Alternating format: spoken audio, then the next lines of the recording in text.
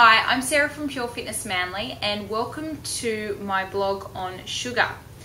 And I just wanted to talk to you today a bit about an article that I read this morning on one of my favourite websites, and it was labelled "Sugar Makes You Stupid," and I thought, oh, interesting title, I'm going to have a read of that. So I had a little read through, and then I had a look at a couple of other articles, and I just wanted to share with you a little bit that I found out about sugar. As we probably all know, sugar does lead to weight gain. Okay, so that's a given. However, there's all different types of sugar out there, and the one that this article was talking about was fructose.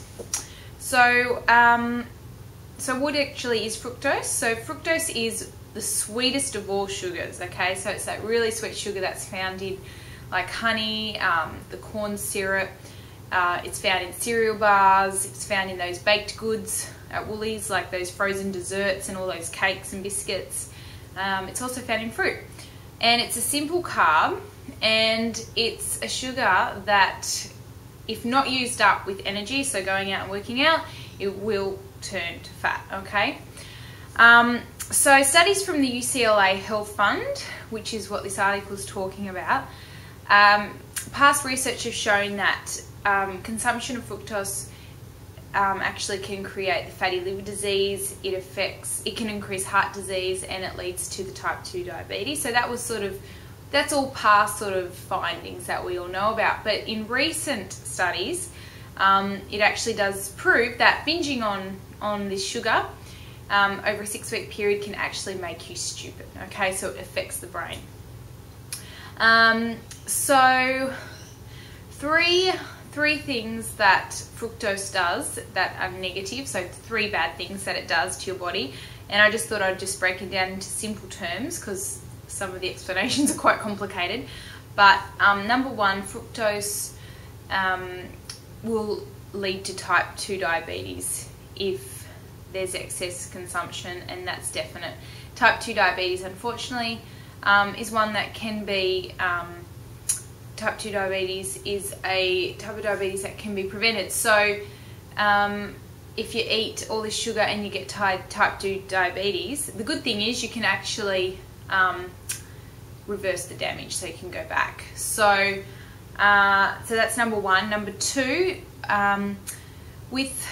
it actually leaves you feeling unsatisfied. So what happens is you eat the fructose, instead of you feeling that having that nice satiety feeling, it leaves you feeling completely unsatisfied, and this will lead you to not only wanting to eat more but craving more sugar, because the more sugar you eat, the more you crave it. Okay, so you may have periods in time where, for example, Easter, where you have heaps of chocolate. Suddenly you're wanting to have chocolate all the time. It affects your brain chemistry, so you actually want to keep eating sugar. So you'll keep eating the sugar, and this will lead to weight gain. Okay, and this has come out after that whole fad diets of low-fat diets, etc. And back in like the 1980s, when this whole low-fat diet thing came out, they didn't realize at the time, but all those low-fat products had contained heaps of high levels of the fructose, so no one was losing weight. All right, so there's number 2. And number 3, it increases your risk for heart disease. Okay, and it's through a process that happens in your body when fructose enters your liver. The liver takes priority of that and wants to process it fast. However, if you have excess fructose in it, it just can't process it, and it sends it back out into the bloodstream into a different process, and that will actually increase your risk of heart disease. So one other point I wanted to make before I do conclude is remembering that fruit, although it contains fructose, it has a much smaller amount compared to other products. Okay, so for example, one example I wanted to give you was a cup of tomatoes will have 2.3 grams of fructose, whilst a can of soft drink has 23 grams, so a huge difference. So we all hear about keep your fruit to a minimum, and this is why, because of the fructose. So yes, you shouldn't have too much fruit, but you can definitely have, your 2 or 3 pieces a day. It's the other stuff you need to steer clear of. And to conclude, one redeeming factor is studies also showed that having a increase of your omega-3s will actually help minimize the damage. Okay, so omega-3s, you've got your salmon, you've got your flax seeds, you've got your chia seeds, you've got your nuts and seeds, your cereal. You can take them in obviously some type of capsule forms.